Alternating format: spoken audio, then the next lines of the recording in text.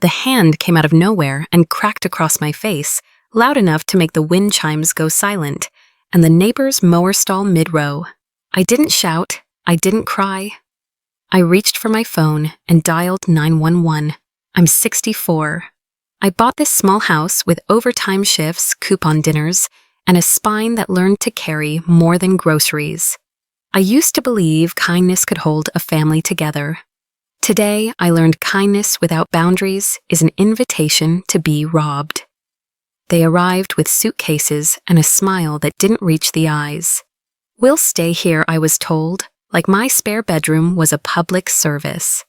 I asked a simple question: where did the $620,000 from the house sale go? I got buzzwords in reply: investments expenses, it'll sort itself out. No ledger, no plan, just entitlement. Years ago, I pulled $40,000 from my retirement to help them buy that house on paper, not promises. A promissory note, signatures, interest, a date to repay. Then the house vanished from under me, sold, my loan forgotten, and now they wanted a soft bed, hot water, and the silence of my consent. The slap wasn't about pain, it was about power. It said, "You won't stand up." The call to 911 said otherwise. So did the next call to a lawyer. Tell me, where does $620,000 disappear in a few months? Jewelry that sparkles under bad intentions. Spa weekends labeled self-care. A boutique with no license, no storefront, no merchandise. Hotel receipts that whisper a name I wasn't supposed to know. The neighbors saw the spectacle on my porch. They heard the insults. They'll remember the sound of that slap. But here's what I'll remember: the moment I locked my own door from the inside and chose the truth over the shame of keeping quiet. If you think this is harsh, keep watching. The hardest part isn't the slap, it's what comes to light when you follow the money and what it costs to love someone without letting them destroy you. My name is Marin Hallowell, 64 homeowner widow and keeper of roses. Mornings start the same: prune water, breathe. My husband used to call the yellow blooms sunrise, you can smell. He's gone, but his coffee mug still hangs by the back door, like a promise I've kept. Pay the bills, protect the house, and lead with kindness. I'm not wealthy, I'm prepared. I clip coupons, stack receipts, and keep papers labeled in a metal file. This place is paid for in overtime shifts, and stiff knees, not luck. For years, I believed kindness could hold a family together. Then tires ground into my gravel drive, and the air traded the scent of roses for expensive perfume. Suitcases rolled over the boards my husband and I refinished by hand. I pressed a damp thumb to a thorn scratch and told myself to breathe. The storm I felt in my cheek from the slap had a center, and it had just reached my porch. They hovered at my threshold like they owned the welcome mat. The tall, tired man was my son, Keir Hallowell. 35, capable, kind, lately hollowed out. The woman with a designer tote and diamond nails was Cassia Vale. His wife, beautiful, polished, and already measuring my hallway with her eyes.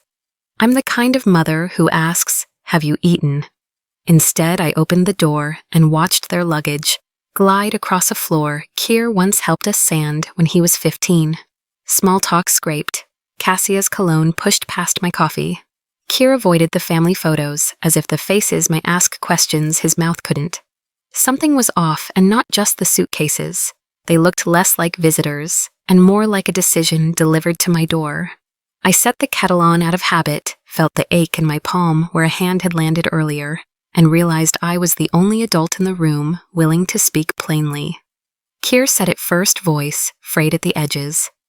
We sold the house. 4 ordinary words that hit like a locked bolt. My mind leapt to weekends rolling paint casseroles, cooling on their counter, and the $40,000 I took from my retirement. To help them buy documented signed interest and all. How much I asked? Cassia's smile flashed. $620,000. That number doesn't float. It drops. I waited for a planned debt-cleared savings annexed at the address. Instead, silence became a third person in the room. Keir rubbed the crease where his wedding ring usually sits. Cassia studied my living room like inventory. I thought of the promissory note in my file cabinet, the one that turned love into something safely on paper. Somewhere a floorboard popped. It felt like the house itself was listening. If there was a map out of this mess, they hadn't brought it. They'd brought bags. What's next? I asked the way you ask adults when you expect an adult answer. Cassia answered like she was confirming a reservation. We'll stay here for a while. Not a request, a placement. She drifted down the hall, peeking at the spare room. My linen closet, the bathroom where I fold towels in tidy thirds. Her perfume trailed like a flag of occupation. Keir stared at the floor we polished together, as if it might open and swallow him. I pictured grocery bills, the hot water heater, the quiet I'd worked so hard to earn. My gut said a while would stretch forever. I held the polite smile mothers learn, then set it down like a dish that wasn't mine to wash. Where's the money from the sale? I asked. The question changed the air. Cassia's eyes hardened a click. Keir's shoulders sank. When people are counting on your silence, questions are the loudest thing you can say. Expenses, Cassia said. Investments, she said. Words with glitter and no receipts. I asked again, dates, amounts, something I could write on a ledger. The story stretched like taffy, a promising boutique seed money. Necessary upgrades, a sister who needed help, and self-care weekends. I'm not against pampering. I do my nails at the kitchen table with a bottle that costs $5 and lasts 6 months, but I live in the real world where it'll pay off. Often means we didn't plan. I asked for paperwork. What I got was a shrug. There was no storefront, no business license anyone could name, but there was leather in a car I don't drive and a trip that healed nothing but boredom. I looked to Keir for numbers. He offered nothing but silence, the most expensive answer of all. That's when I understood the money was gone, and so was the truth. Entitlement had unpacked before a bag was unzipped. When you've run a household on a widow's budget, you learn to ask follow-ups. Any debt? I said. Cassia's smile thinned. Just cards. $80,000 landed on my kitchen table without a chair to sit and choose handbags, vacations with no receipts beyond filtered photos. Then the big claim, $300,000 into that boutique. We're helping a friend, she said, as if generosity cancels arithmetic. I asked for a business license.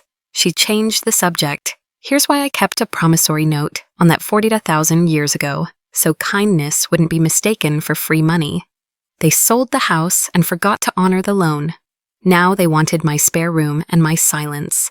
I thought of ladders I climbed to paint their ceilings and the casserole dishes that never came back. Standing by the sink, I realized they hadn't come for help. They'd come for a handover, and I was the only one who could refuse the terms. There's a first time for everything. Even at 64, the first time, no stands up straight and holds the door closed. I love you, I said, but love is not a blank check. The words fit like good shoes, strange for a second. Then perfect. Cassia scoffed, called me selfish, tossed family like a net. I know what family is: late-night babysitting, early morning rides, loans you feel every time you open your wallet. Support is not surrender. Keir looked trapped between habit and history. I touched the chair he used to climb as a boy and reminded him of our oldest rule. We clean up our own messes. The clock ticked loud as a gavel. Saying no didn't end anything. It started something: accountability. I watched the idea land heavy but fair. If I wavered now, I'd teach them my home was a revolving door. The next move would be theirs, and I braced for the swing. Drama loves fresh air. Cassia flung the door and turned my porch into a stage. Mrs. Eudora Ames, my neighbor, with kind eyes and sensible shoes, paused her watering to look over. A teen across the street let his mower idle. Dog walkers slowed. Cassia's voice carried. She's throwing us out. Accusations poured greedy, cold, unloving, like I hadn't babysat, loaned, painted, and fed for years. I didn't answer. Sometimes silence is a mirror. Let someone watch their own performance until they see it, or at least until everyone else does. Eudora stepped closer, concern steady on her face. She's seen me shovel snow alone and haul potting soil 2 bags at a time. The air tightened the way it does before lightning. I folded my arms, felt my heartbeat level out, and understood the real test wasn't theirs. It was mine. If I blinked now, I'd lose the house in ways that don't show up on deeds. The finale was coming.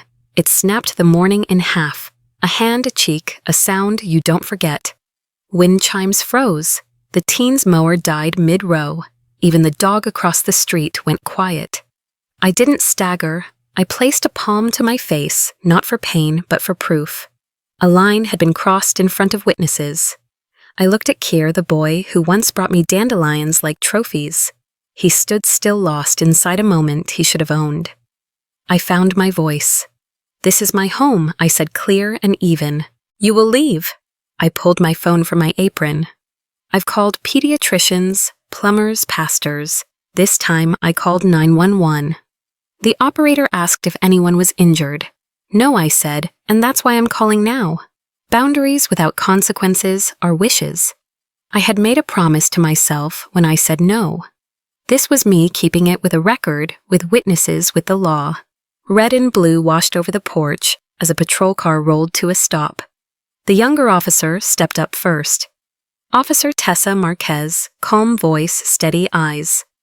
The kind of professional who makes your heartbeat remember its rhythm. Her partner flanked right, observing without heat. I told Officer Marquez the story the way I taught second graders to tell the truth, simple, complete, no decoration. She turned to Cassia. "Did you strike her?" came the question that leaves no room for spin. Cassia hedged, barely upset, family matter. The officer shook her head. Family isn't a shield against the law. Then came the moment that counts. "Do you want to press charges?" Officer Marquez asked me. Kier's eyes begged for a different era. I answered for the one we live in. Yes. The word didn't taste bitter. It tasted like clean water. Statements were taken, names recorded. Mrs. Eudora Ames offered what she'd seen and heard. Facts settled like dust after a door slams. When the cruiser left, the adrenaline did too. I stood in my kitchen and touched the counter that's held more meatloaves than birthday cakes. I could keep arguing until my voice cracked. Or I could do what has always kept decent people safe. Write it down and follow the rules on the page. I opened my metal file, the one with tax returns, warranties, and the promissory note that turned love into something responsible. Paper doesn't shout, it anchors. I slid the note from its sleeve and felt my resolve harden. The slap had been loud. This would be quiet and thorough. Tea steamed beside the phone as I set it on speaker and stacked documents by date. My life has always been feelings and files. Feelings tell you what hurts. Files tell you what to do next. I dialed the one number you call when you're done being cornered by chaos. It rang twice. A calm voice answered. Amos Redford. He said, the kind of lawyer whose voice sounds like a level tool, nothing flashy, perfectly straight. I told him everything, the sale, the missing $620,000, the porch spectacle, the slap, and the unpaid $40,000 loan with terms in ink. He didn't rush. He asked for dates, copies, any messages, any witnesses. We'll start with what's written, he said. A family loan is still a loan. Selling without honoring it is breach, and taking the value out from under your lien is conversion. I don't speak courtroom, but I speak common sense. He laid out steps, not fireworks, a demand letter filing service at their motel, and a plan to keep me safe at home locks. Cameras, boundaries with teeth. Before we hung up, he added, "You did the right thing today." I stared at the empty chair across from me and let the words settle. For the first time since the slap, my hands were steady. The storm had a map now, and I wasn't walking it alone. Amos Redford spread my papers like a map and walked me through it, steady as a metronome. "We keep emotions outside the folder," he said. "Inside only facts." He translated the mess into plain English. I lent money with a promissory note. The house secured it. The sale happened without repaying me. "That's a breach," he said, tapping the note and pulling value out. "Without honoring your interest is conversion." I don't speak court, I speak kitchen table. He kept it there, simple fare step by step. Demand letter, filing, service, safety plan. If they argue family money, the signature answers, he added. He asked about witnesses' receipts, text messages. I had them in labeled envelopes because that's who I am. Warranties and water bills in neat rows. When he finished, he asked if I was ready for pushback, the loud kind and the legal kind. I nodded. He slid a pen across the desk. Then let's begin. The click of that pen sounded like a latch locking. The authorization form felt heavier than paper. Naming both Keir Hallowell and Cassia Vale was the weight. My son's name on a line I never wanted him near. Amos didn't hurry me. You're not attacking, he said. You're insisting on the promise they signed. I thought of every casserole dish I'd sent home with them, every oil change I paid for. When times were tight, love is full of small loans no one tallies. This one had ink. I signed. The letters looked like mine, but firmer like a spine finding itself again. Amos summarized next steps filings by week's end service. At their last known address, likely the motel, then a court date to follow. Expect noise, he said. Answer only to the calendar and the law. We stood. He shook my hand, and for a breath I felt the old teacher in me, the one who could quiet a room with a look. Outside, the wind had teeth. I zipped my coat and kept walking. I hired a locksmith before lunch. He whistled softly when he saw the dent in my front door where it had slammed the day of the slap. We'll fix that too, he said. New deadbolts clicked like punctuation. I added a doorbell camera and motion lights that washed the porch in daylight when dusk tried to hide things. The installer showed me the app. I practiced until the images felt like mine to control. I even labeled a basket by the door, legal papers, summons copies. Timestamps, a little spiral notebook to log calls and visits. It sounds fussy until you've had your boundaries yanked like a rug. Growing older taught me two things. Keep your paperwork and keep your peace. The hardware gave me both. That night, I slept with the bedroom window, cracked cool air on my face, knowing the house could now speak for itself. Locks, lights, lenses. If they came again, the door wouldn't argue. The footage would. The phone chimed just after dinner. Keir sounded like a man trying to be two people at once. She's sorry, he said. She was upset. I stirred the stew I'd made for one and let the silence breathe. This isn't about being upset, I finally said. It's about a $40,000 loan you both signed for and forgot when it suited you. He said the word family, the way kids say magic. I kept my tone steady. Family is why I wrote it down, so we'd never have to fight about what we agreed to. He asked if we could work something out without court. I reminded him 3 years ago, when payments were supposed to start. Then the house sold, then the slap. I love you, I said, and love still has rules. He went quiet. Somewhere in the silence, I heard the boy who once brought me dandelions and the man who now had to choose. I need to think, he said. Do, I answered, but do it with a calculator. The next morning, I made coffee and practiced the words out loud, the way I would explain it to a neighbor. A promissory note is a promise in ink you borrowed. You'll repay. Here's the rate and the date. A lien is the seatbelt on that promise. If the asset sells, you pay the debt first. Take away the fancy terms and it's just grown-up fairness. I remembered the day we signed no champagne, no balloons, just pens, and a notary in a beige office where even the potted plant looked responsible. We could leave it informal, they'd said. I'd smiled and slid the paper over anyway. People think formality kills love. It doesn't. It protects it. Because when life goes sideways, as it does, paper keeps the rails on. I tucked copies into my labeled folders.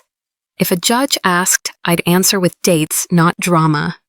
If my son asked again, I'd answer with the same love I had. Then clear calm, written down. Service came with a knock at a motel door that smells the same in every town, bleach and tired carpet. The process server later emailed Amos a note. Papers handed to Cassia Vale at 3:17 p.m. to Keir Hallowell at 3:18, acknowledgements recorded. 10 minutes after my phone lit up like a storm. Cassia's number first voicemail full, by the time I tapped it. Then Kier, why would you do this? He asked as if the paper were the injury. Because you sold the house that secured my loan and never paid it back, I said. He exhaled into the receiver, all static and regret. She's furious. He added, whispering, as if fury were contagious. Paper isn't an insult, I said. It's a boundary. I suggested he read every page twice and find a pen of his own. He hung up without goodbye. It hurt the way ice burns. I wrote the time in my little spiral notebook and put the kettle on. Amos looped in Detective Delia Rook, the kind of investigator who listens more than she speaks and somehow leaves you lighter. If the boutique is real, we'll find it, she said. If it isn't, we'll find that too. She asked permission to contact neighbors, confirm timelines, and pull public records. I appreciated the way she translated her plan into chores. I understood check licenses, check leases, check the trail money leaves behind when it's being honest and when it isn't. I told her about the spa trips, the leather car upgrades, and a sister who always seemed to need help at the exact moment a bill came due. Delia wrote everything down, patient as quilting. Most stories break at the seams, she said. We just tug the right thread. Before hanging up, she asked, anything else feel off? I hesitated, then mentioned hotel charges in parts of town. No boutique buyers needed to visit. Good, she said. That's a thread. Delia called 3 days later with the voice people use, when the other shoe finally drops. No business license under that name, she said. No lease, no entity filings, no DBA, nothing. Just a glossy social page with stock photos and a contact email that bounces. I pictured Cassia's bright words seed money. Soft opening exclusive lines and how easily they filled a room when no facts were invited. Delia had driven past the supposed address, a nail salon, a laundromat, and a vacant unit with dusty windows. It looks like a bucket, she said gently. Money goes in, nothing comes out. She would draft a memo for Amos screenshots, time-stamped searches, the works. I thanked her and stared at my kitchen clock until the second hand steadied. When you grow roses, you learn the difference between a bud and a plastic clip hiding in the leaves. The boutique was a clip. It looked like growth until you touched it. Then it snapped. That evening, Delia's memo carried one more line that made my stomach drop. Hotel receipts and jewelry invoices. Flagged a second cardholder, Graham Renshaw. The name landed like cold water down my back. Married, older, well-heeled. I tried it out in my living room to see if it sounded less ugly in the air. It didn't. Delia kept to facts, overlapping dates. Luxury dinners, weekend stays, charges that lined up with the months when arguments in my house had been the loudest. I set the memo beside the promissory note and let the two pieces of paper breathe the same air. One was a promise kept clean. The other was a mess that cost more every day. I didn't cry. I set 2 mugs on the counter like I used to, one for me, one for the boy who'd bring me news too heavy for his arms. Tomorrow I would tell him. Tonight I washed a dish that was already clean and let the water run. I called Kier at lunchtime when men who don't sleep well try to. I kept my voice soft. There's a name you should hear from me, I said, then gave it Graham Renshaw. Silence. Not the kind that rests, the kind that breaks things.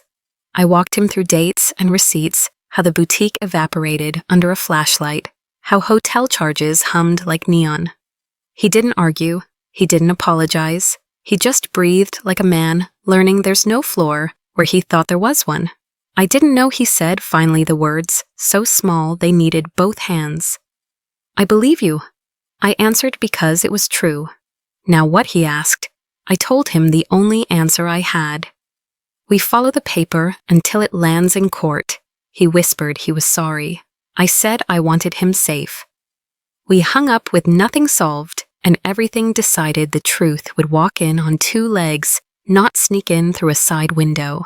The email from Cassia Vale's attorney arrived at 8:03 a.m. A tidy paragraph claiming I was harassing, meddling, weaponizing court to break a marriage and causing emotional distress. I poured coffee and read it twice, like a recipe with a missing ingredient. Amos called before I dialed. All noise, he said. We'll answer with dates, documents, and your note. He reminded me that in a courtroom volume doesn't count, verification does. Still, the accusations stung, the way old splinters do when the weather changes. I looked around my kitchen at a life built on small, dependable things. A slow cooker, a stack of coupons, a calendar with doctor appointments in blue and birthdays in green. I steadied myself with those colors. Cassia wanted a shouting match. I wanted a ledger. Amos drafted a measured response. No contact outside counsel, preserve texts, preserve camera footage. See you at the hearing. He hit send. I exhaled. The counterpunch had landed. It just didn't bruise. By evening, the house settled into the kind of quiet that lets you hear your choices. I brewed tea and set the demand letter beside the promissory note like bookends around the truth. I wrote a single sentence on a sticky note and stuck it to my file cabinet. I choose the law, not the fight. That was my north. No porch arguments, no midnight texts, no rewinding what-ifs until sleep gives up. Tomorrow there would be a process server's affidavit, maybe a motion, maybe another loud email. My job was simple and not easy. Answer on time, tell the truth, keep the door locked.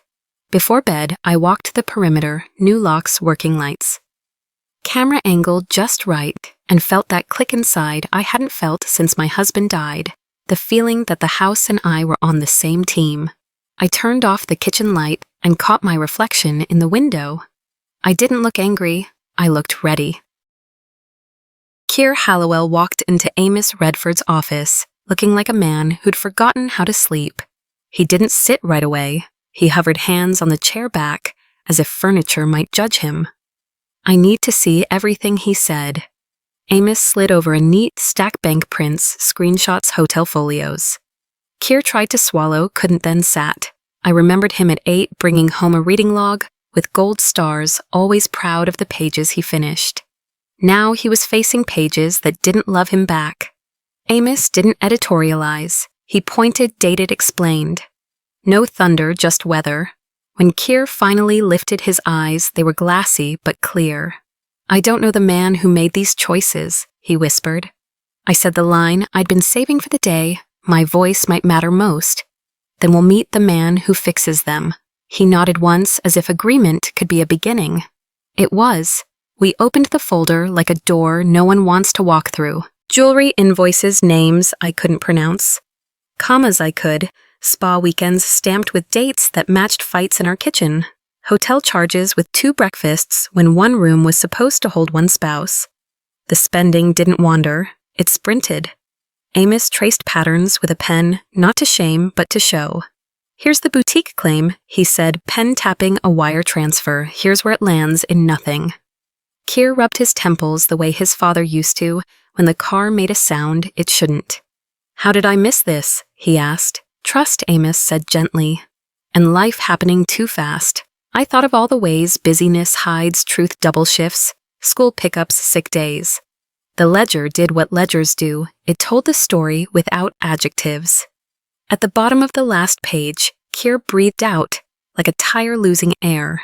The room stayed upright. So did he. He didn't break loudly. He folded quiet the way strong men do when the room is safe. I let her steer, Keir said, voice small and hoarse.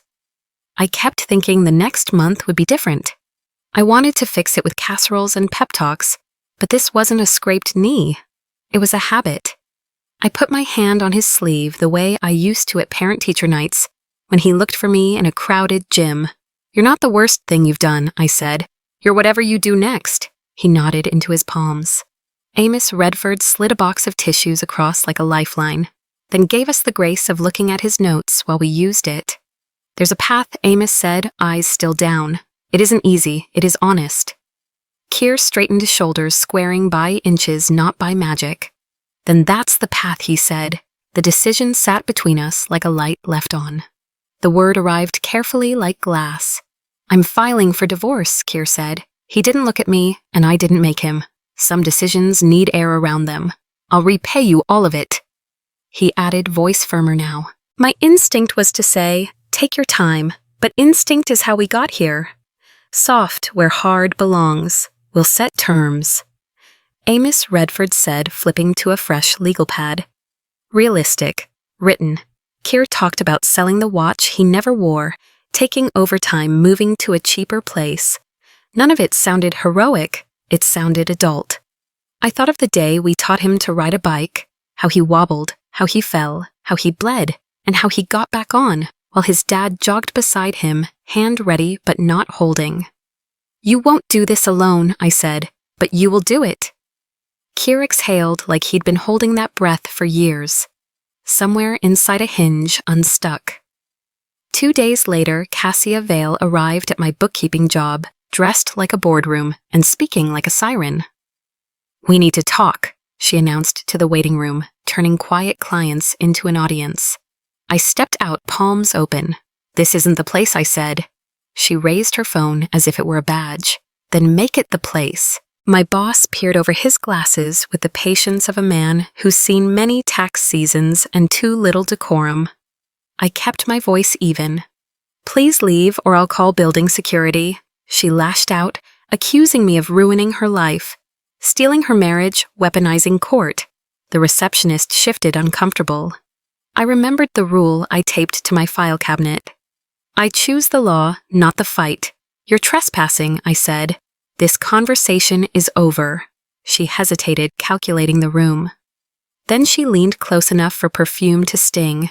You don't know what he's done, she hissed, and I can prove it. She left a crack of dread behind her. The email arrived that night, attachments labeled proof subject line, all caps. Cassia claimed Keir had padded income on an old application and forgotten to report tips 1 year. My stomach flipped like a recipe card in a drawer, familiar, messy, bristling with notes no one should see. I breathed, counted, called Amos Redford. He didn't flinch. If there's exposure, we control the disclosure, he said. Truth told by you is different than truth hurled by her. He laid out a plan, like a grocery list, gather documents. Timeline the decisions, consult a tax professional, and consider voluntary amendments. No bravado, just steps. I put the kettle on and stared at the steam until it stopped pretending to be clouds. Secrets are heavy in older bodies. They ache in the weather. I told Amos I could live with consequences. I couldn't live with fear as a roommate. Then we move first, he said.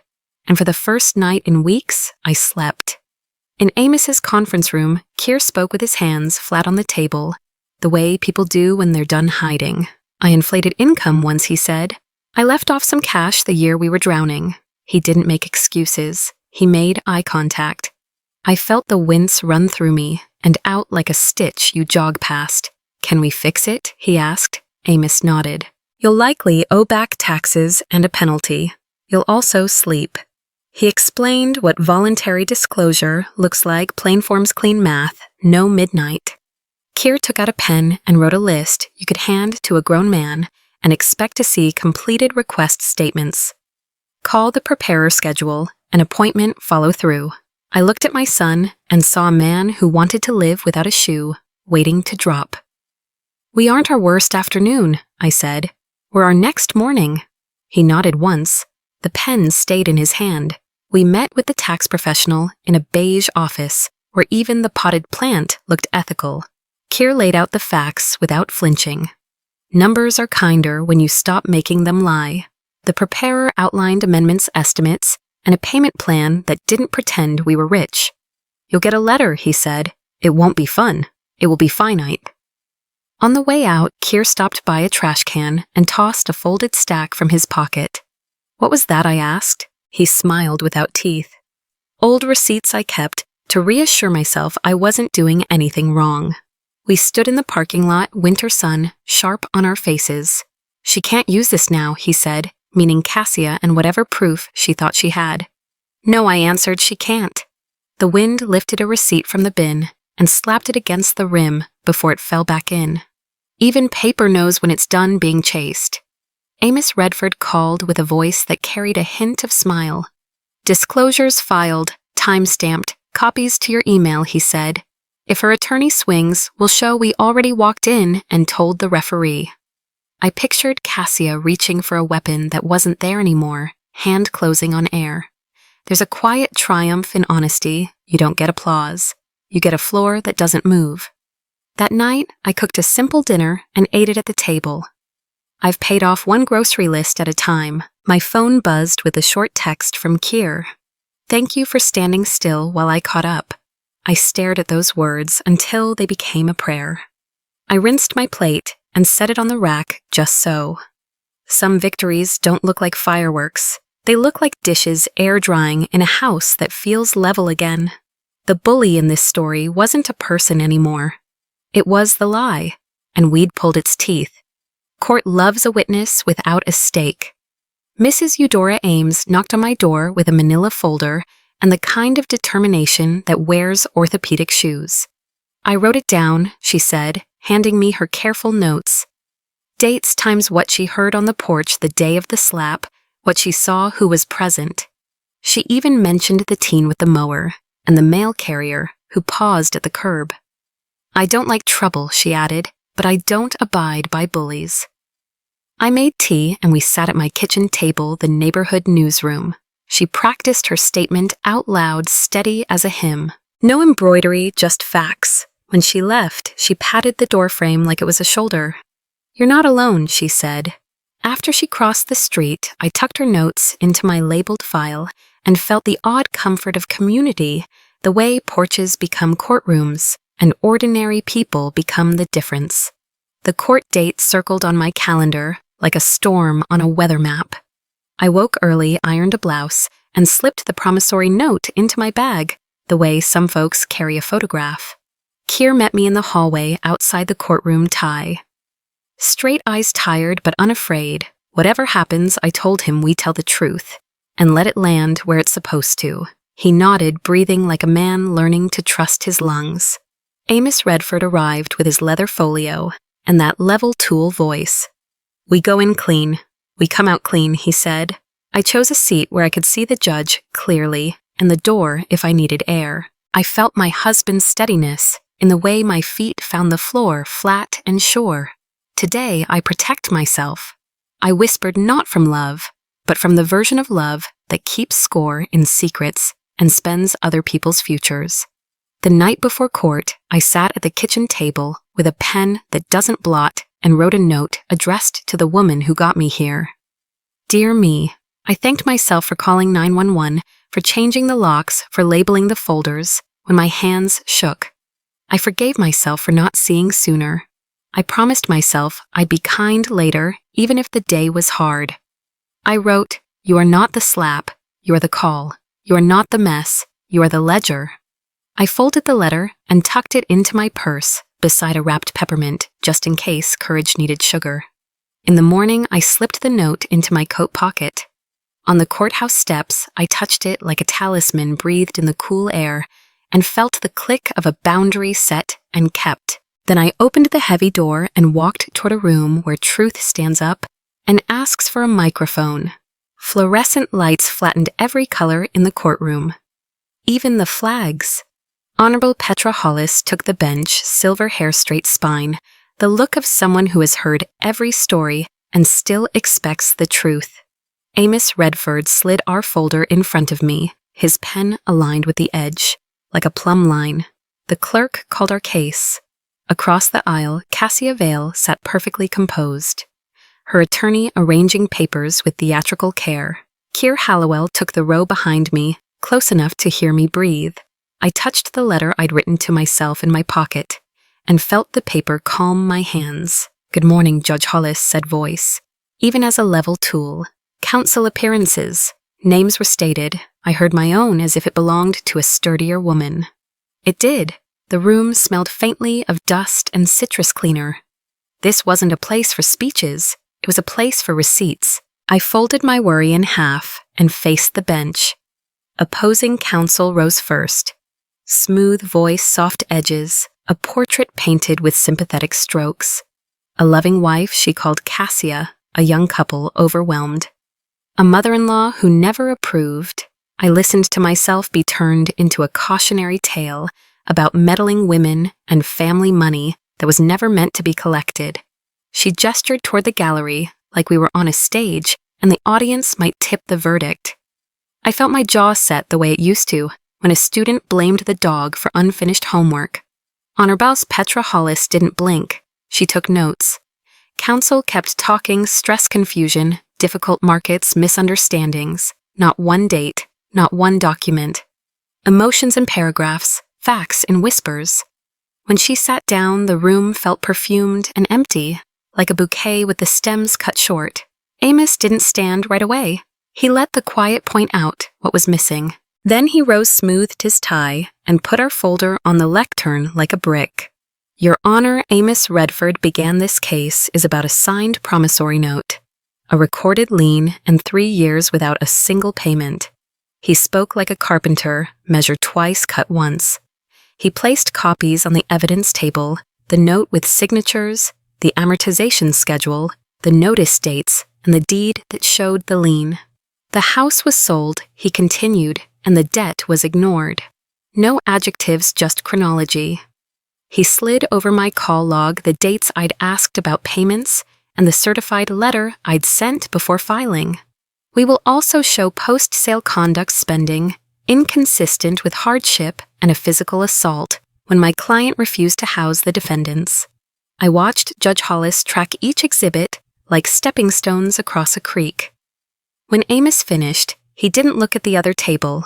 He looked at me quick, steady, and then back to the bench. It felt like a hand at my back, not pushing, just keeping me from tipping.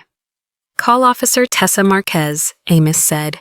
She took the stand in uniform oath, plain and practiced. Her testimony had the rhythm of a report dispatched at 10:21 a.m. Arrival 10:29, parties identified, porch location, neighbors present. Did you observe injuries? Amos asked. Redness on the complainant's left cheek, she said. Emotional state, calm, direct. What did the other party say? She minimized contact, referred to it as barely a tap, and called it a private family matter. Opposing counsel tried to soften it. Stress misunderstanding the heat of the moment. Officer Marquez didn't debate. She returned to the facts like a road with mile markers, timestamps, body cam notation, incident number. The jury box sat empty, but I felt the weight of listeners anyway. Truth sounds the same no matter how many seats are filled. When she stepped down, the air felt cleaner, as if the morning had been washed and hung out to dry. Call Mrs. Eudora Ames, Amos said. Sensible shoes, tidy cardigan, the kind of witness courts like no axe to grind, no appetite for drama.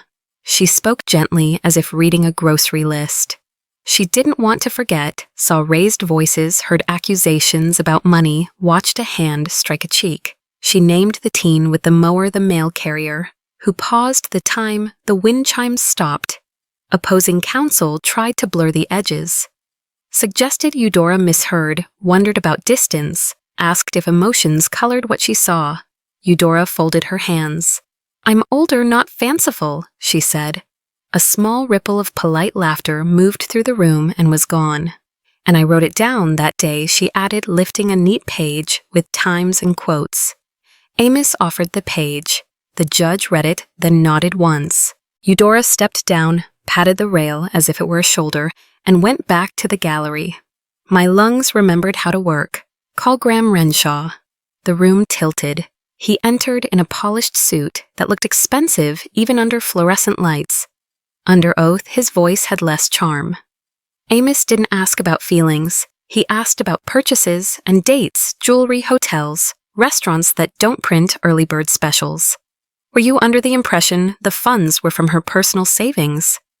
Amos asked. Yes, he said. Were you aware a marital home had been sold and a family loan ignored? Numbers. Opposing counsel objected to relevance. Judge Hollis overruled. This wasn't gossip. It was a ledger with 2 names on it. Renshaw admitted to the affair, to the timeline, to the overlap with the months the house money vanished. He did not look at Cassia while doing it. When he stepped down, I felt strange, relieved. Tired, not vindictive. Affairs don't build my case. They explain the urgency, the noise, the slap. Money always leaves footprints.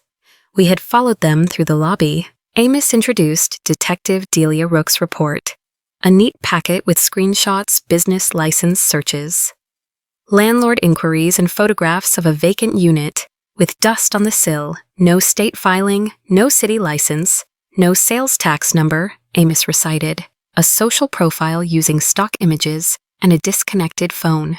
Opposing counsel tried to reframe it as early-stage entrepreneurship. Amos didn't argue, he pointed.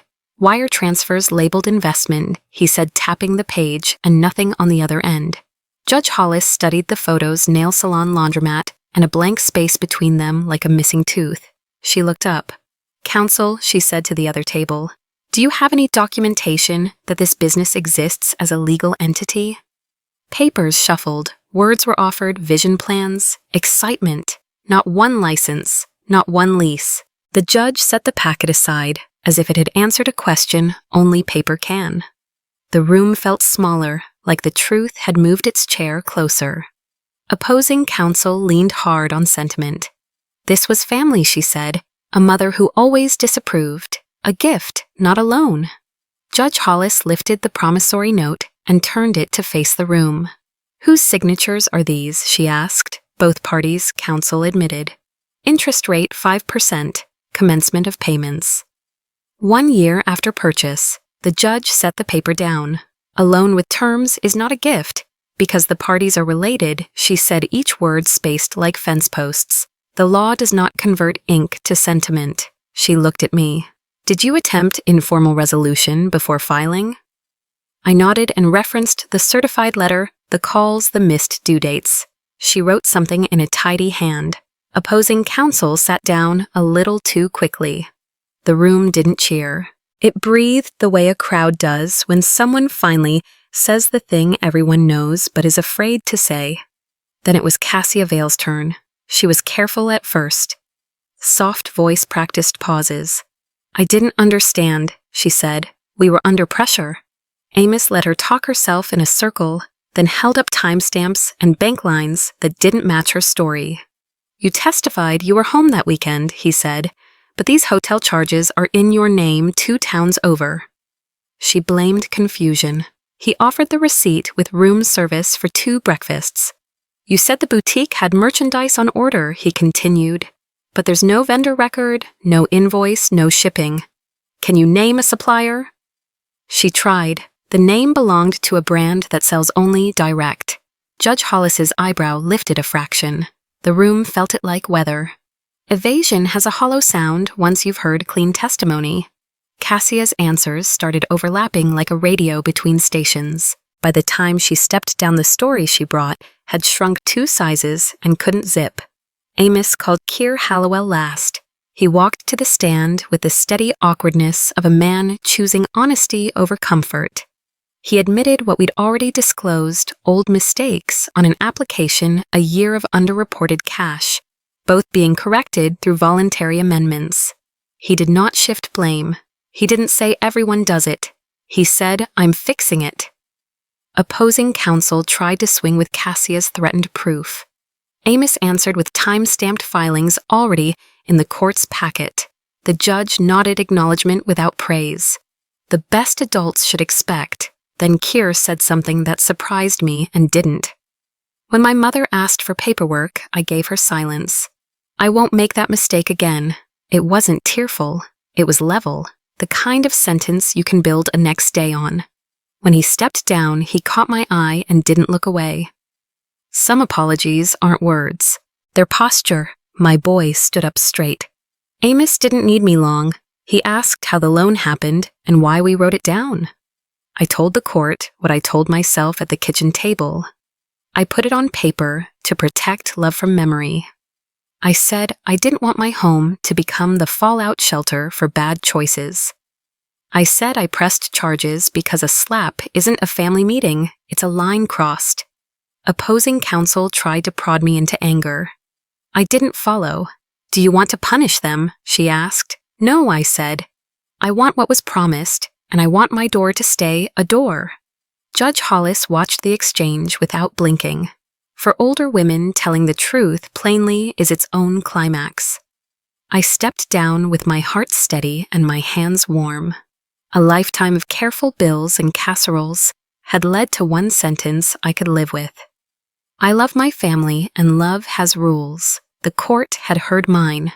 Honorable Petra Hollis stacked the exhibits, squared the edges, and spoke into the stillness. The plaintiff has proven a valid loan, recorded interest, repeated attempts to collect, and a sale that ignored both. The defense has offered no credible evidence that the obligation was a gift. She looked at Cassia. You also struck the plaintiff. That is not a family disagreement. It is assault. Then came the numbers we'd carried in our bones, judgment for the plaintiff in the amount of $67,000 payable within 30 days. Failure will result in wage garnishment and seizure where lawful. She set aside Delia's report. I am referring this matter to the district attorney for review of potential fraud. The gavel's tap wasn't louder than a kitchen clock, but it moved time anyway. Across the aisle, Cassia's face crumpled, then hardened. Behind me, Kier exhaled a year's worth of air. Amos packed our folder with the same care he unpacked it. I closed my hand around the letter to myself and felt the paper go warm. The room finally had the right size. In the hallway, silence broke like glass. Cassia Vale hissed. This isn't over loud enough for the vending machine to hear. I didn't answer. Amos Redford touched my elbow, small, steady. Kier Hallowell stood a step behind me, shoulders squared the way a man stands when he finally tells the truth. We walked past a bulletin board full of flyers. Traffic school mediation lost. Kat and I thought how ordinary life looks when your own feels huge. Outside, February sun had that thin, honest light. Cassia's heels clicked fast, a staccato goodbye. Mom Kier said testing the word like it might not fit anymore. It did. I told him we'd meet tomorrow with a calculator and a plan. He nodded. Behind us, the courthouse door sighed shut. I felt lighter and older at once. The verdict had given me back my boundary. It hadn't given me back time. So I turned, took the stairs carefully, and chose not to look over my shoulder. 90 days taught us that change isn't a speech, it's a schedule. Kier moved into a smaller apartment with honest walls and a table that didn't wobble. He picked up overtime, sold a watch he never wore, and set autopay on the first repayment. My bank app blinked a deposit from him every month, modest on time like a clock that respects you. We met Sundays with coffee and a legal pad, groceries, car maintenance, a list of things that could wait. He learned to say no to fancy, and maybe later to almost everything else. I learned to accept progress without rewriting the past. Some evenings he called from the laundry room, proud of a machine that eats quarters and returns clean shirts. I didn't know peace could sound like this. He said once, the hum of dryers, nobody shouting. I told him peace sounds like paper filed and promises kept. He laughed and the sound landed where hope lives. News travels through towns the way wind finds the easiest street. Amos called First Verity Sloan. The boutique friend had been arrested in another state. Fraud wire transfers, a web that snagged more families than ours. Detective Delia Rook forwarded a bulletin, multi-state investigation cooperating agencies. A list of victims that looked like a church directory, teachers, nurses, small contractors. I sat at my kitchen table and whispered names I didn't know. Feeling the weight of strangers, I understood. Kier came by that evening with takeout tacos and relief in his eyes. It wasn't just us, he said, not to excuse, but to place our pain in a wider map. Amos cautioned that restitution rarely matches loss. Money moves faster than apologies. Still, accountability has a sound like handcuffs at dawn, like a door closing that needed closing. I added the article to my file, not out of spite, but to remember that daylight does find dark rooms, even when the curtains look expensive. Spring leaned in. I listed my home and packed it room by room into boxes with blue painter's tape and tidy black letters. Kitchen mixing bowls back. Bedroom linens garage. Christmas, I wasn't running, I was releasing. Arizona called with a simple promise, dry heat clean. Horizons, a garden club that meets at 8 a.m. because the roses tire early. Friends asked if I'd miss the snow. I said I'll miss the first inch, not the last 8. Kier hauled boxes with that quiet strength I recognize from the father he lost. You sure, he asked, looking at the sunroom where we kept jigsaw puzzles and winter sunlight. Yes, I said. Boundaries had given me breath. A new zip code would give me space. On closing day, I touched the doorframe the way a nurse checks a pulse one last time. The house had held. It had done its job. Now I would let it rest and grow roses somewhere. The frost arrives as a rumor. 2 nights before my flight, my phone lit up with a number I didn't know and a message I didn't want. I know where you live. Threats age poorly against paperwork. I took a screenshot, forwarded it to Amos and Delia Rook, and filed an online report. Then I blocked the sender the way you would close a window against a storm click-latch done. Fear is a tenant that demands extra closets. I've run out of closets to spare. I checked the camera app, confirmed the porch was empty, and set the phone face down. Kier called minutes later without knowing why. You packed your meds and the documents, he asked. Adult to adult. I smiled at the phrasing and said yes. Before bed, I slid the screenshot into my security folder and wrote the date in my log. I will not curate museum exhibits to my own intimidation. The only collection I keep now is of times I did the next right thing. Arizona greeted me with a sunrise that doesn't hide behind clouds. My condo faced the kind of mountains that look painted until a hawk crosses them. Mornings I water new roses before the desert remembers it's a desert. Afternoons I read by the window with the blinds turned just so. The HOA has rules about things that used to make me roll my eyes. Now they feel like neighbors who don't want to argue. Trash cans in on-time patios, tidy, peace kept. I found a church where the hymns are pitched for voices that have lived a while. I bought a library card and learned the librarian's name on purpose. In the grocery aisle, a woman compared cantaloupes the way I do tap, listen, choose. We nodded like relatives who don't need a label. The quiet here is not empty. It's full of small right sounds, sprinklers, distant laughter. A book closing my own breath even. Peace is a weather. I'm learning the forecast. 3 months can nudge a life into a new lane. Kier flew in for a weekend and set his bag down like it wasn't a burden. We ate grilled chicken on my tiny patio and watched the sky trade colors. I wake up and nothing is missing, he said. No surprises on the bank app. No stories to keep straight, no shoes by the door that aren't his. He showed me a photo of his apartment, thrifted lamp, clean counters, a plant refusing to die. He laughed at himself the way men do when they earn a joke. I'm not rich, he said. I'm honest. He handed me a folded receipt, the month's payment, like a boy handing over a field trip form, earnest and on time. We didn't toast. We did dishes. Normal is its own celebration. Before bed, he hugged me without hurry. I didn't know happiness could be quiet, he said. It usually is. I answered and meant it. The knock came at dusk, hesitant as a question. On the porch stood a young woman with Cassia's eyes but not her armor. I'm Raina Vale, she said, hands visible, voice. Careful, her sister. I felt the porch shift under history. She didn't ask to come in. She asked to talk where the camera could see us both. Smart. She told me Cassia had moved again, new city, new story, new man, with money, and a calendar that didn't include the truth. I don't want what she wants, Raina said, but I'm scared she'll burn more people. She had a folder tucked against her ribs, printed messages, dates, a map of places that didn't add up. She wasn't asking me to fix her sister. She was asking me to show her how to keep a town from learning our lesson the expensive way. I poured 2 glasses of water and pulled a chair into the shade. Then let's start with paper, I said. We spread Raina's printouts on the patio table like a quilt that needed mending. I taught her what Amos taught me: date everything. Screenshot more than once. Save to a cloud and a thumb drive. Never send a text angry. We made a list of who to call and in what order. The state's consumer office, a local attorney, the bank's fraud line, the potential fiancé's sister, who might answer truth faster than he will. I told her what debt.